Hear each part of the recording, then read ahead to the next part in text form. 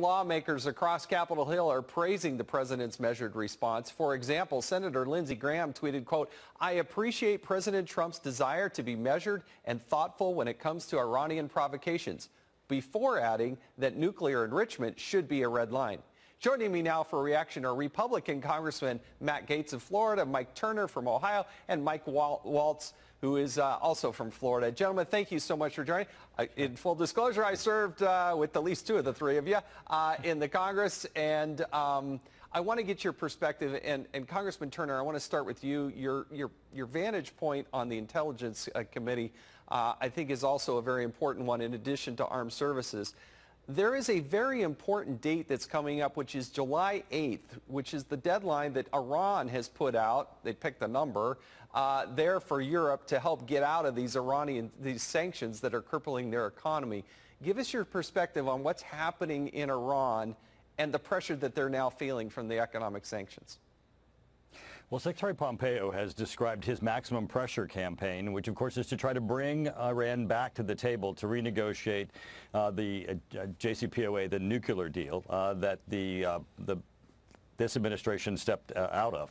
Obviously, the goal here is to ensure that we do not have a nuclear Iran. Iran's feeling the pressure of those sanctions. Our European allies who are in that deal with us are feeling also the pressure and are understanding that this deal needs to be negotiated. Now, some claim that Iran's reaction to that, obviously, are the tanker attacks at which they're being blamed, and perhaps even this drone attack. But what's interesting on Capitol Hill is the debate is trying to restrict the president's actions at a time where the president is actually showing restraint. So this is certainly, I think, an interesting debate that's happening in Congress, watching the president. As the Democrats claim he's trying to take us to war, he's showing restraint and trying to take us to the bargaining table. Now, Congressman Walz, you're a freshman there, your first term in Congress, but your military service gives you an interesting perspective. Following up on what Congressman Turner was talking about, what is the atmosphere? What are Democrats and Republicans alike talking about on Capitol Hill? What are their worries and concerns?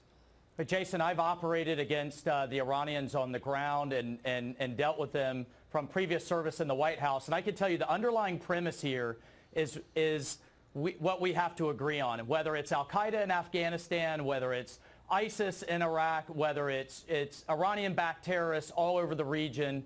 We have to fight these wars over there. We have to take care of it abroad in places like Damascus and Tehran and Kabul, or it will follow us home.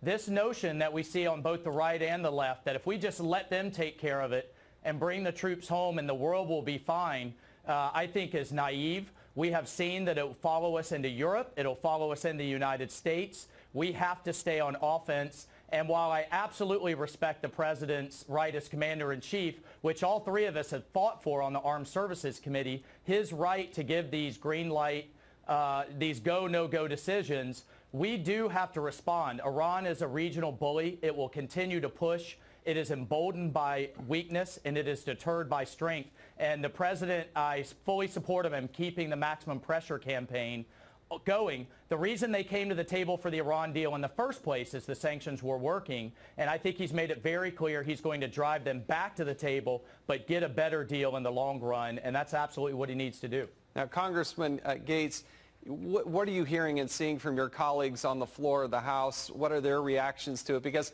not everybody thinks like what Congressman Walz and Turner just articulated. Yeah, I have great respect for my fellow Floridian Michael Waltz. He's an American patriot, but I think what's naive is believing that engaging in endless, unfocused, unconstitutional regime change wars in the Middle East is effective either in the Middle East or back home. I mean, you just look at Afghanistan.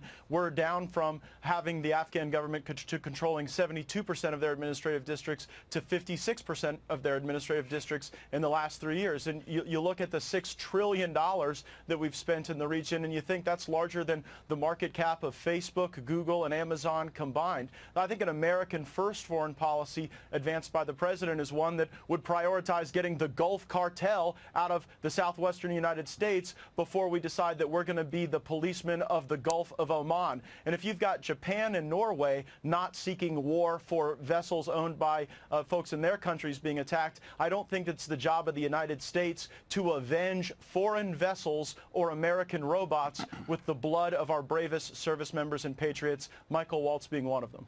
Now, Congressman Turner, I don't think you necessarily agree with everything that Congressman Gaetz just said, would you?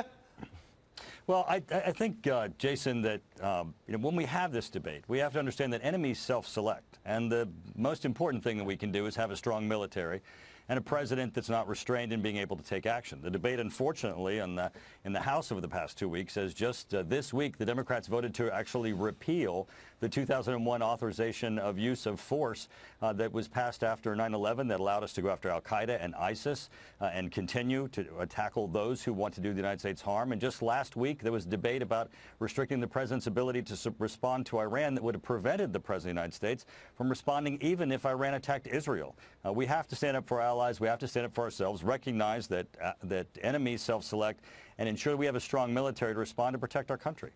Congressman Walz, is the president doing what he's supposed to be doing here? How would you assess what's happened so far?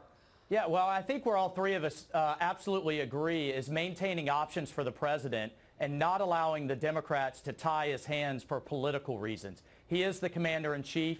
He does get to make those decisions. Congress does have a role in line with the War Powers Act, but at the end of the day, in response to my good friend Representative Gates, at the end of the day, we have to fight this abroad. I do not want to fight this in the United States. And when half the world's terrorist organizations exist in Afghanistan, when ISIS is sending and weaponizing refugees into Europe and the United States, and when Iran is openly seeking to attack Israel and to build a nuclear weapon to attack all of us, it's only the United States that can lead.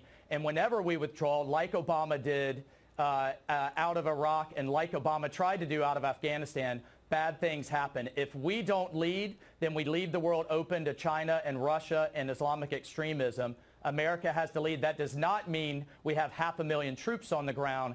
There is a lot of space between kumbaya world peace and 1 million soldiers on the ground. And those are the options the Pentagon needs to be presenting to the president right now. So, Congressman Gates, from your perspective, is Donald Trump, the president of the United States, doing the right thing, or do you think he's taken a misstep here along the way?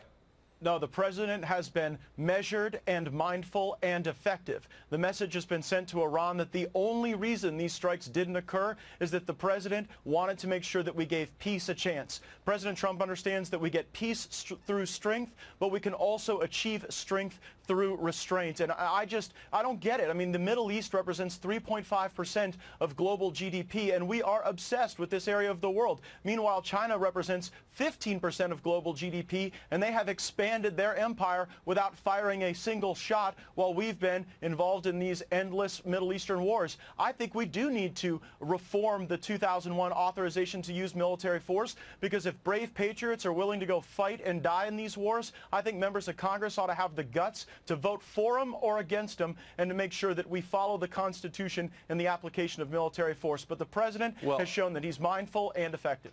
Well, the debate will continue, but I think it's naive to say that China has never fired a shot. All you need to do is go visit with Vietnamese and others, as I've done when I was in Congress. Well, in the last 20 years. Probably in the last 12 months. With them too. With all due respect, I think if you looked harder at what the Chinese are doing, it's a very aggressive thing. Well, they're not engaged in an endless war in the Middle East to change regimes. They are. It's a cold war for another day, gentlemen, for the other day. I really do think that the right answer to this is, if the provoked, the President of the United States has clear authority, if there's clear and present danger, to take whatever action he needs to. If he's going to take a long-time war, then he should go to Congress, and he should get that authorization. But that's my perspective. We'll have to debate this more. Gentlemen, thank you for your service. Thanks for joining us here on this Hannity special.